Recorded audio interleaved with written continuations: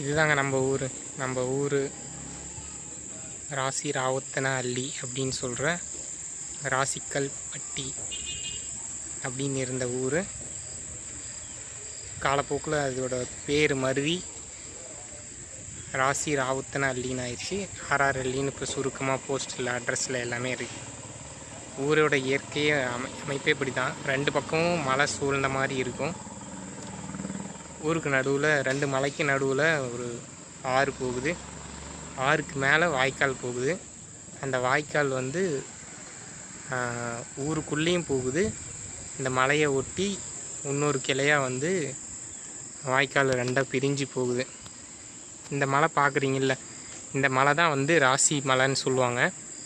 அதாவது ஒரு கதை இருக்குது இந்த ஊரில். நிறையா ஆதி காலத்துலேருந்து இந்த ஊரில் இப்போ பெரியவங்கன்னு இருக்கிறவங்க, அவங்களோட தாத்தா பாட்டி காலத்துலேருந்து இந்த ஊருக்குன்னு ஒரு வழக்கம் இருக்குது. இது வந்து அந்த காலத்தில் இந்த நெல் தானியங்கள் எல்லாமே வந்து குமிச்சு வைக்கும்போது, அது விளைஞ்சதுக்கப்புறம் அறுத்து குமியும் போது அது ராசின்னு சொல்லுவாங்க. அந்த மாதிரி நெல் இது வந்து சின்ன தஞ்சாவூர்னு சொல்லுவாங்க. இந்த ஊர் வந்து தருமபுரி மாவட்டம் பெண்ணாகரம் வட்டத்தில் சின்னமல்லிங்கிற ஒரு ஊருக்கு பக்கத்தில் இருக்குது. ராசி ராவுத்தனஹள்ளின்னு. பக்கத்தில் நாகாவதி அணைன்னு ஒரு அணை இருக்குது. அதுக்கு பக்கத்தில் இங்கே அந்த அணையிலிருந்து வர ஆறு நம்ம ஊர் வழியாக போகுது. இந்த மலை வந்து ராசி மலைன்னு சொல்லுவாங்க. ராசிக்கல் மலை, ராசிக்கல் பட்டின்னு இருந்தது. அதாவது தானியத்தை குமிச்சு வச்சு நாளடைவில் அந்த தானியமே இறுகி மலையாக மாறினதாக சொல்லி அங்கே பார்க்குறீங்கள, இந்த பின்னாடி இந்த கூம்பா இருக்குது. இது கூம்பு அடியில் தானியங்களை குமிச்சு வச்சா இருக்கிற மாதிரி இருக்குது இல்லை, அங்கே தான் போய் இல்லைப்பா எல்லாம் விளக்கு பற்றி வச்சுட்டு வந்த ஊருக்காரங்கெல்லாம்.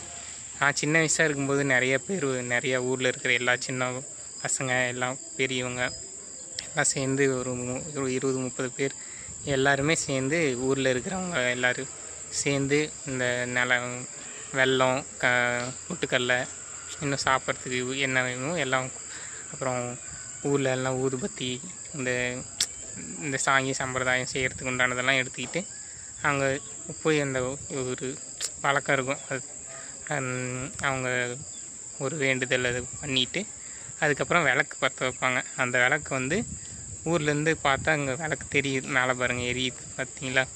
சாயந்தரம் போய் பற்ற வச்சுட்டு வந்தது நைட்டு ஃபுல்லாக எரியும். ஒரு பெரிய விளக்கு இருக்குது, திருவண்ணாமலையில் இருக்கிற மாதிரி.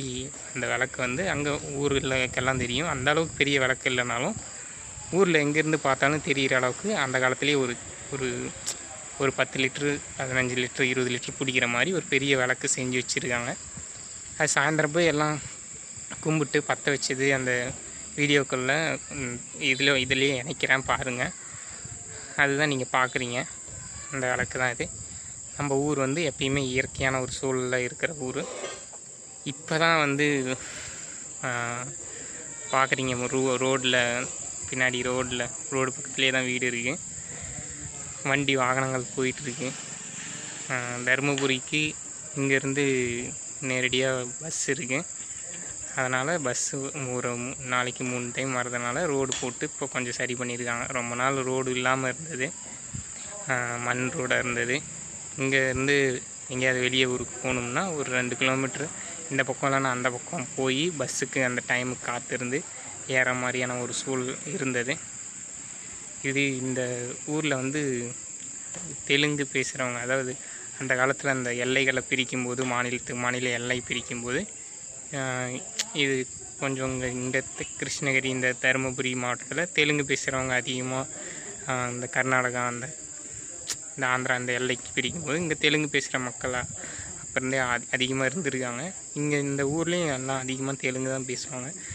எப்படி ஆந்திராவில் தெலுங்கானாவில் யுகாதி வந்து கொண்டாடுறாங்களோ அந்த மாதிரி இங்கே வந்து அப்பயே யுகாதிக்கு இந்த மாதிரி ஊரில் பொதுவான ஒரு விளக்கு பற்ற வச்சு அது எல்லோரும் வழிபடுற மாதிரி ஒரு வழக்கம் இருந்திருக்கு. ஊரில் எல்லார்ட்டையும் அந்த விளக்குக்கு தேவையான எண்ணெய், திரி, அப்புறம் ஊதுபத்தி, கற்பூரம், இல்லை சாப்பிட்றதுக்கு ஏதாவது கொடுக்குறதா இருந்தால் யார் என்ன கொடுக்குறாங்களோ, கடவுளுக்கு என்ன ஆஃபர் பண்ணுறாங்களோ அது வாங்கிட்டு அங்கே போய் பொதுவாக எல்லோரும் சேர்ந்து விளக்கு பற்றி வச்சு கும்பிட்டு அது சாப்பிட்டு வர ஒரு முறை இருக்குது. நீங்கள் பார்க்குறீங்க விளக்கு எரியுது.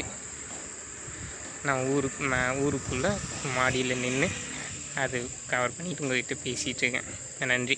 ஆவுமலேருந்து அருண்குமரன். எல்லாருக்கும் யுகாதி வாழ்த்துக்கள். வரப்போகிற தமிழ் புத்தாண்டோட வாழ்த்துக்களும் கூட. நன்றி, வணக்கம்.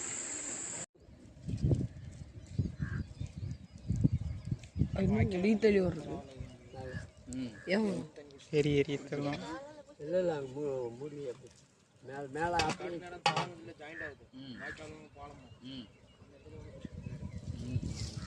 அது டபுள் ரோடு இங்கேருந்து ஆறு தெரியாது. டபுள் ரோடு வந்துச்சுன்னா சரி. கணக்கு எங்கெங்கே ஓடி போயிடும். என்ன கணக்கு எங்கெங்கே ஓடி போயிடும். இது எங்கே டபுள் ரோடு வருது எனக்கு.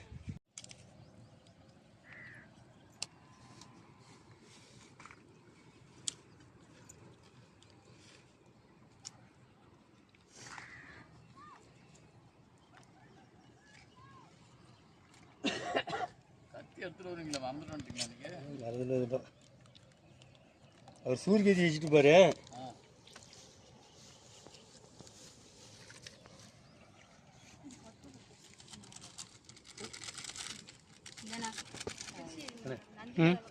அந்த கல் எடுத்து அது கீழே போகும்போது அங்கேயே தூக்கி கட்டிடலாம். அதை உயரமாக தூக்கி கட்டணும். கல் போட்டு நல்லா தூக்கி கட்டுங்க. அதை அது ஒரு கல் எடுக்கணும். இல்லை விளக்கெல்லாம் ஒன்றும் பண்ணாது.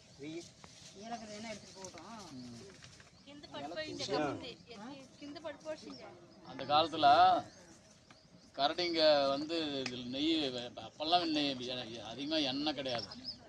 எல்லாம் ஆமாம் வடக்கு தெருக்கு தான் இருக்கும். ஆமாம் எப்பயுமே விளக்கு வச்சிங்கனாக்கா இன்னும் கிழக்கு முகம் வைக்கணும், இல்லைன்னா வடக்கு முகம் வைக்கணும். தெற்கு ஆமாம் தெற்கு வந்து வைக்கக்கூடாது.